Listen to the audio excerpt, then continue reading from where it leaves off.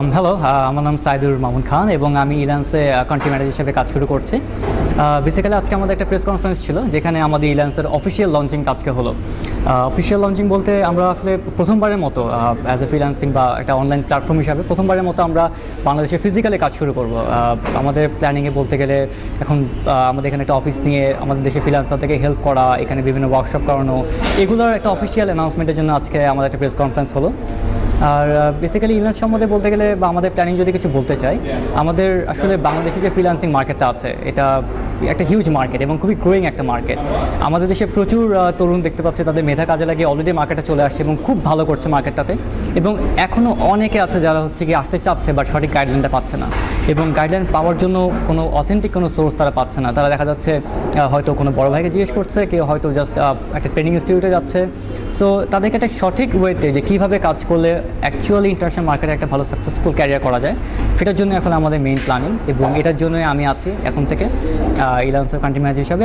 আমি চেষ্টা করব যে আমাদের দেশের ফ্রিল্যান্সারদেরকে একটা গাইডলাইন দেখানো যে তারা ilans.com বা তাদের নিজস্ব যে কোনো প্ল্যাটফর্মে তারা কীভাবে আরও বেশি ভালো করতে পারে। আর এছাড়া আরও প্ল্যানিং বলতে গেলে আমাদের বিভিন্ন ধরনের ওয়ার্কশপ করব আমরা, বিকজ আমি যখন এই দেশের মার্কেটে কাজ করছি গত 2-2.5 বছর ধরে নিজে একজন ফ্রিল্যান্সার হিসাবে, তখন আমি প্রায় দেখতাম যে আমাকে অনেকে জিজ্ঞেস করতো যে সাইদুর ভাই, আমরা এখানে কাজ করতে চাই বাট আমরা কীভাবে কাজ করব।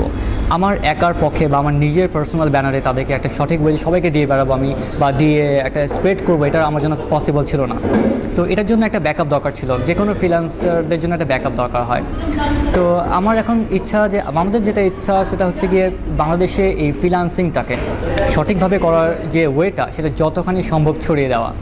একটা ফ্রিল্যান্সার বা একটা তরুণ যদি আসতে চায় এই মার্কেটে বা এই ক্যারিয়ারে প্রফেশনটাতে, তাহলে তারা কী দিয়ে শুরু করবে, কোথা থেকে শুরু করবে, কীভাবে ডেভেলপ করবে, কীভাবে ফ্রিল্যান্সিংটাকে তাদের একটা বড় লং টার্ম ক্যারিয়ার করবে, এটার গাইডলাইনগুলো বেসিক্যালি আমরা ilans.com-এর পক্ষ থেকে দিয়ে থাকবো।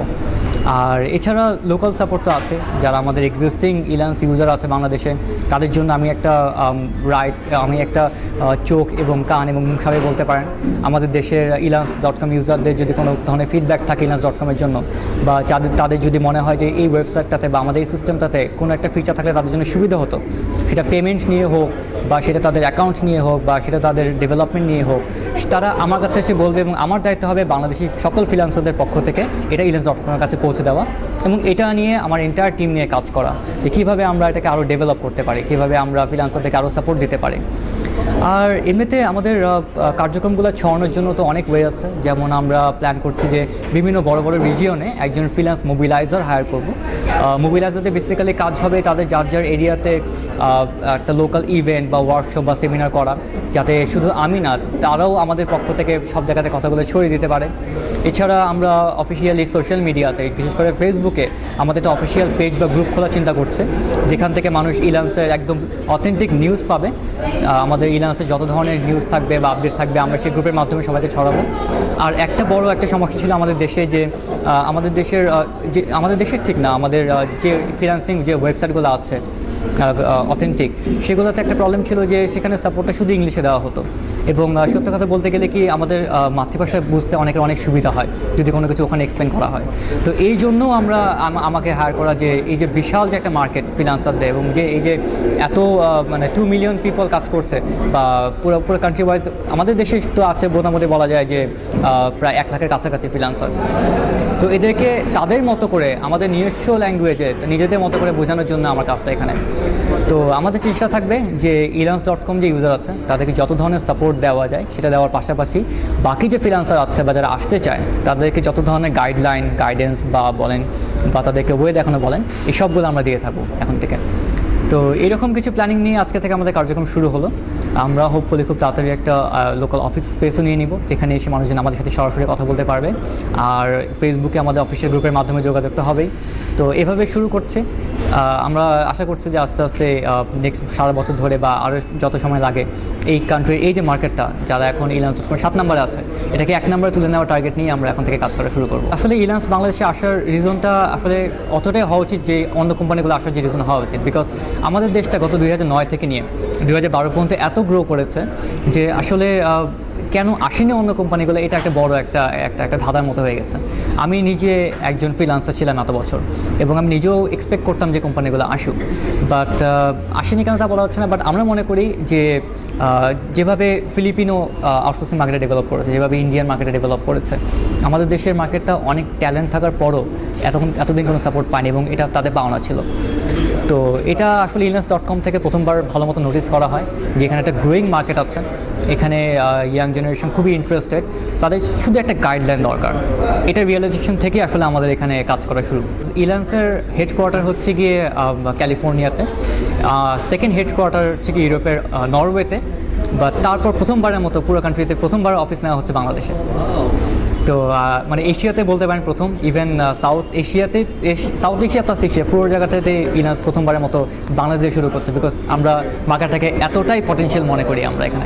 বাংলা কন্টেন্ট বলতে গেলে আসলে কন্টেন্ট ঠিক ওয়েবসাইট কন্টেন্ট বাংলা হবে সেটা আমি এখনই কিছু বলতে পারছি না। তবে যেটা আমরা করবো যে কারো যদি কোনো ফিডব্যাক থাকে যেটা তাকে ওই বাংলাতে বুঝালে তার জন্য খুব ইজি হতো, তারা সরাসরি ওই অফিসিয়াল ফেসবুকের মাধ্যমে আমার সাথে যোগাযোগ করবে, বা ফেসবুকে তারা বাংলাতে পোস্ট করবে, আমি চেষ্টা করবো বাংলাতেই সেটা আনসার বা এক্সপ্লেনেশন দিয়ে দেওয়ার। এটা এতদিন কোনো কোম্পানি কখনো দিতে পারেনি, বাট আমরা চেষ্টা করছি প্রথমবারের মতো আমরাই যে ফ্রিল্যান্সারদের যত কাছে গিয়ে তাদের সাথে যত নেটিভ ল্যাঙ্গুয়েজে কথা বলে তাদেরকে যে কোনো কিছু বোঝানো যায় সেটাই চেষ্টা করবো আমরা এখন থেকে। আমার যদি গত 2.5 বছরের ফ্রিল্যান্সিংয়ের এক্সপিরিয়েন্স থেকে যদি বলি, আমি ইন্টারনেট সমস্যা আমাদের একটা বড় ব্যাপার ছিল।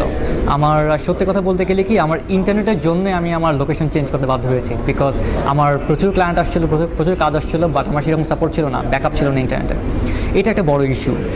দ্বিতীয়ত হচ্ছে গিয়ে যে আমাদের দেশে যে ট্রান্সফার যে মানে আমাদের যে বাইরে ক্লায়েন্টে যে টাকাটা পাচ্ছি আমরা, সেটা দেশে আনার যে একটা সিস্টেম, এটাতে আমাদের প্রথম দিকে অনেক ধরনের হ্যারাসমেন্ট ফেস করতে হয়েছে। যেমন আমাদের দেশে পেপ্যাল নাই, যেটার জন্য আমাদের ফ্রিল্যান্সাররা অনেক দিন ধরে ওয়েট করছে, বা কোনো কারণে ডিলে হচ্ছে এটা। তো এই সাপোর্টগুলো আমরা মনে করছি মিসিং।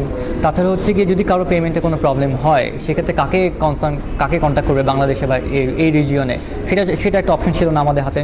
আর দ্বিতীয়ত ওই একটা কারণ ছিল যে অনেক সময় অনেকের অ্যাকাউন্ট নিয়ে প্রবলেম হতো, তো সেক্ষেত্রে দেখা যেত ওই ইউএসএ একজনকে নক করে তাদের কাছে যে এক্সপ্লেনেশনটা তারা অনেক সময় বুঝতে পারতো না যে কেন অ্যাকাউন্টগুলো নিয়ে প্রবলেম হচ্ছে।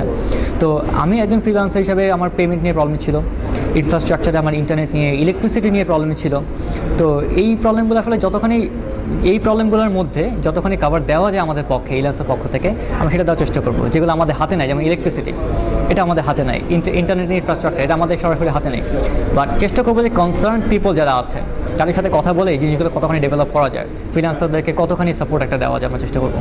মানে বাংলাদেশের গভর্নমেন্টের পক্ষ থেকে আমরা অনেক সাপোর্ট আশা করছি ফ্রিল্যান্সারদের জন্য, কারণ আমরা বেশ কিছু স্ট্যাটিস্টিক্স পাচ্ছি যে বাংলাদেশ গত 3 বছরে অনেক উপরে উঠে গিয়েছে এই ফ্রিল্যান্সারদের মাধ্যমে।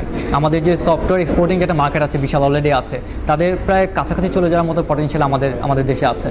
তো আমরা গভর্নমেন্টের কাছে আমরা এটা এক্সপেক্ট করব যে এই যে গ্রোথটা হচ্ছে ইন্ডাস্ট্রির, এই গ্রোথটাকে কতখানি সাপোর্ট দেওয়া যায়, ফ্রিল্যান্সারদেরকে কতখানি হেল্প করে এই মার্কেটটা এখন যদি আমরা 7 নম্বরে থাকি ইলান্সে, এটাকে 1 নম্বরে কীভাবে আনা যায়, এই সাপোর্ট আমরা চাবো। এটা এখন ইনফ্রাস্ট্রাকচার হতে পারে, আমাদের ইন্টারনেটের প্রাইস নিয়ে কথা হতে পারে, ইন্টারনেট স্পিড নিয়ে কথা হতে পারে, এবং ইন্টারনেটের রিলায়েবিলিটি নিয়ে কথা হতে পারে, এবং এছাড়া আরও অনেক কিছু আছে, যেমন হচ্ছে কি কম্পিউটার যে পার্টসগুলো আছে সেটা কতখানি সহজলভ্য করা যায়, এবং আমাদের ফিনান্সারদেরকে ওই যে ট্যাক্সের একটা ব্যাপার থাকে সেটা নিয়েও কতখানি আমাদের সাথে ফ্লেক্সিবল থাকা যায়। এই জিনিসগুলো যদি আমরা কভার দিতে পারি, তাহলে যেটা হবে যে সবাই ঢাকায় এসে কাজ করবো, এটা যে একটা টেন্ডেন্সি হয়ে গেছে বাংলায়, সেটা থাকবে না। ফ্রিল্যান্সাররা যার শহরে বসে নিজেদের জায়গাতে বসেই মানে তাদের কাজগুলো করতে পারবে, এবং ইভেনচুয়ালি পুরো বাংলাদেশের গ্রোথটা হবে, শুধু একটা জায়গাতে না। তো গভর্নমেন্টের কাছে আমরা এটাই এক্সপেক্ট করব যে এই সাপোর্টটা আমাদেরকে দিক। আর ইলান্সের পক্ষ থেকে আমরা তো আছি এক্সট্রা গাইডেন্স দেওয়ার জন্য ফ্রিল্যান্সারদেরকে। তো আমরা মনে করি এই মার্কেটটা খুব তাড়াতাড়ি খুব ভালো পজিশনে চলে যাবে। আসলে অ্যাকাউন্ট যাদের ব্যান হচ্ছে, এটা আমাদের প্ল্যাটফর্মে হোক বা অন্য প্ল্যাটফর্মে হোক, এটা অনেক কারণে হতে পারে। আমাদের আসলে প্রতিটা প্ল্যাটফর্মেই একটা জিনিস থাকে যে ইউজার এগ্রিমেন্ট বলে একটা ব্যাপার থাকে, সেখানে অনেক নিয়মকানুন লেখা থাকে যে একটা ভ্যালিড ইউজার হিসেবে তাকে কী পালন করতে হবে, যেমন একের বেশি অ্যাকাউন্ট না খোলা, বা অ্যাকাউন্টে ভুল তথ্য না দেওয়া, ভুল ছবি বা অন্যের ছবি ইউজ না করা, বা আরেকজনের কাছে নিজের বলে চালানো, এই ব্যাপারগুলো আসলে একটা নিয়মের মধ্যে পড়ে। বাট জেনে না জেনে অনেক সময় এটা ভুল করে বসে ফ্রিল্যান্সাররা। দেখা যাচ্ছে কোনো একটা অ্যাকাউন্টের প্রবলেম হলো, তারা ধারণা ছাড়ে হয়তো আরেকটা অ্যাকাউন্ট খুলে ফেললো, যেটা আসলে ভ্যালিড না। এটা শুধু আমাদের ইলান্স.com বলবো তা না, সব প্ল্যাটফর্মে এই নিয়মগুলো আছে। তো এই নিয়মগুলো সাধারণত না মানার কারণে অ্যাকাউন্টগুলো ব্যান হয়ে থাকে। বাট প্রবলেম যেটা হয় যে ব্যান হওয়ার পরে যখন এক্সপ্লেনেশনটা দেওয়া হয় যে কেন ব্যান হয়েছে, এটা অনেকে বুঝতে সমস্যা হয়, বিকজ ওই যে শুরুতে বললাম যে ইউজার এগ্রিমেন্টগুলো সবাই পড়ে না। তো সেই ক্ষেত্রে হয়তো আমরা কিছুটা হেল্প করবো, বিকজ যদি কারো অ্যাকাউন্ট ব্যান হয়, কোনো একটা বিশেষ কারণে ব্যান হয়ে থাকে, তারা আমাদের ফেসবুক গ্রুপে এসে পোস্ট করবে যে অ্যাকাউন্টে কেন ব্যান হয়েছে। তখন আমি নিজে দায়িত্ব নিয়ে সেটা চেক করে বলবো যে কী কারণে ব্যানটা হতে পারে। এই ক্ষেত্রে যাতে পরবর্তীতে ব্যান না হয় কী করতে পারে তারা, এই ধরনের গাইডলাইন দিব আমরা। সাজেশন থাকবে হচ্ছে গিয়ে অনেক হার্ডওয়ার্ক করেন যদি পারেন আপনারা, বিকজ এটা একটা গ্রোয়িং মার্কেট। আমরা আশা করছি যে এই 2009 থেকে তো মাত্র শুরু হলো, 3 বছরে যে গ্রোথ হয়েছে জাস্ট কল্পনা করে দেখেন যে নেক্সট 5-10 বছরে কী পরিমাণ গ্রোথ হতে পারে।